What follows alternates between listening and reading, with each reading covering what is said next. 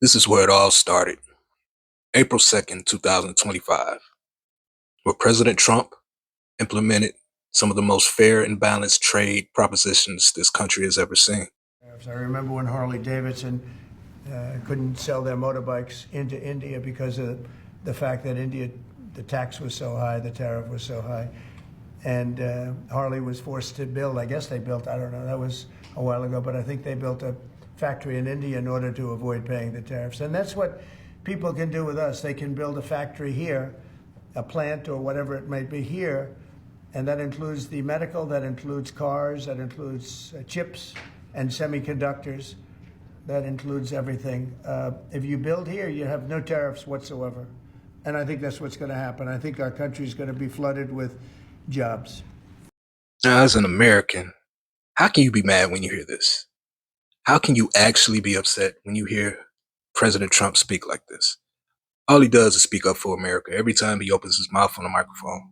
It makes no sense. I really don't understand how people are upset with this dude. What should consumers expect? Are prices going to go up short-term, Well, long-term? not necessarily. Not necessarily, but I'll tell you what will go up is jobs. This is something that should have been done many years ago.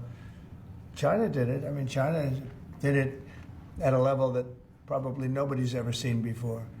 If you manufactured a car, you couldn't send it into China. The tariff was so high. So everybody went and they built in China. It was no big secret. So we're going to see, but it's going to mean tremendous amounts of jobs. And ultimately, prices will stay the same, go down. But we're going to have a very dynamic country. I think our farmers are going to be helped. Jobs are going to be helped, but our farmers are going to be helped. Our manufacturers are going to be helped. And again, if somebody wants to come in, including the car companies, if they want to come in and build car plants, they'll do it without tariffs, and therefore prices won't go up. There could be some short-term disturbance, but long-term, it's gonna make our country a fortune. Now, have we or have we not been complaining about this for decades? That we need to bring jobs back over here from overseas, from companies using overseas cheap labor. I've been hearing that for at least 10 to 15 years. I do not know what these people want. You can't win with them. You cannot win with these people. Should prepare for some short-term pain. No, you said that. I didn't say that. Our country and its taxpayers have been ripped off for more than 50 years, but it is not going to happen anymore. I will sign a historic executive order instituting reciprocal tariffs on countries throughout the world. Reciprocal, that means they do it to us and we do it to them. Very simple, can't get any simpler than that. This is one of the most important days, in my opinion, in American history. It's our declaration of economic independence. For years, hardworking American citizens were forced to sit on the sidelines as other nations got rich and powerful, much of it at our expense. But now it's our turn to prosper, and in so doing, use trillions and trillions of dollars to reduce our taxes and pay down our national debt, and it'll all happen very quickly.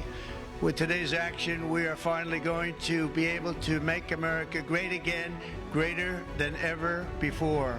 Jobs and factories will come roaring back into our country, and you see it happening already. We will supercharge our domestic industrial base. We will pry open foreign markets and break down foreign trade barriers. And ultimately, more production at home will mean stronger competition and lower prices for consumers. This will be indeed the golden age of America. It's coming back. This all happened with no response from the United States of America, none whatsoever. But those days are over. None of our companies are allowed to go into other countries. And I say that, friend and foe. And in many cases, the friend is worse than the foe in terms of trade. But such horrendous imbalances have devastated our industrial base and put our national security at risk. I don't blame these other countries at all for this calamity. I blame former presidents and past leaders who weren't doing their job. They let it happen. And they let it happen to an extent that nobody can even believe. That's why, effective at midnight, we will impose a 25% tariff on all foreign-made automobiles. Nearly a century later, in the face of unrelenting economic warfare, the United States can no longer continue with a policy of unilateral economic surrender. We cannot pay the deficits of Canada, Mexico, and so many other countries. We used to do it. We can't do it anymore. We take care of countries all over the world. We pay for their military. And then when you want to cut back a little bit, they get upset that you're not taking care of them any longer. But we have to take care of our people, and we're going to take care of our people first. We're going to be an entirely different country, and it's going to be fantastic for the workers. It's going to be fantastic for everyone. There will never have been a transformation of a country like the transformation that's already happening in the United States of America.